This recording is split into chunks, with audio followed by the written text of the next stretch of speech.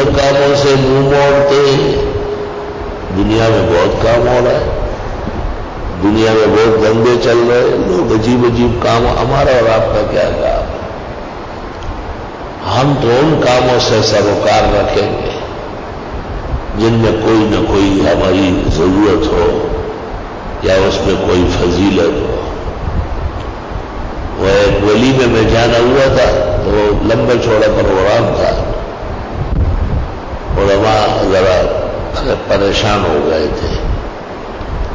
ایک دنیا دار آدمی تھا جو علماء کی صفات رکھتا تھا، اس نے کہا یہ پروگرام، یہ دعوتیں ہمارے لیے نہیں، ہمارے مقامات، ہمارے اوصاف اس پہ مجروح ہو رہا ہے۔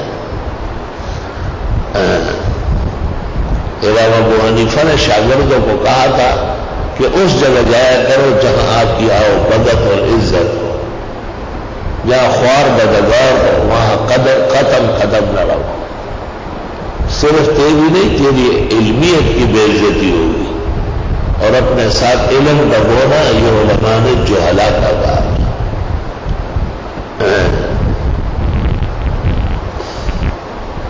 اس سے دو فائدے ہوں گے، جو لوگ قدردان ہوں گے ان سے روابط بڑھ جائیں گے، جو غیر ضروری لوگ ہوں گے، بے قدر ہوں گے، ان سے روابط ختم ہو جائیں گے، اور ان سے ختم ہونے میں خیر ہے۔ اب راستے سے گزر رہا ہے، دیکھ رہا ہے، ادھر دیکھ، تیرا کیا کام ہے؟ لوگوں کے گھروں کو دیکھنا، دروازہ، یہ کون سا علم ہے؟ والذین هم عن اللغو معرضون۔ اچانک دیکھنے میں آیا ہوا ایک طالب کھڑا ہوگا، رومال کندھے پہ، چمکتی ہوئی خوبصورت داڑھی، منور چہرہ، ادھر ادھر دیکھ رہا ہے۔ پوچھو اسے تیرا کیا کام ہے؟ ادھر ادھر دیکھنا۔ کوئی جواب کچھ بھی نہیں۔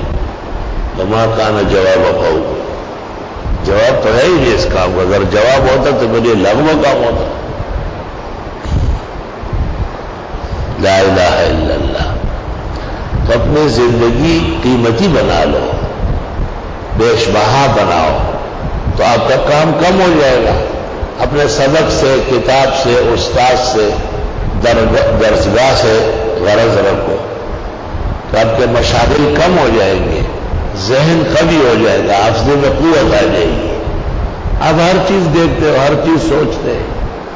اب تو وہ لعنتی آلہ موبائل کے نام سے آیا ہے، تو اس سے تو عجیب عجیب تماشے پیدا ہو گئے۔ اے اللہ المشتقى۔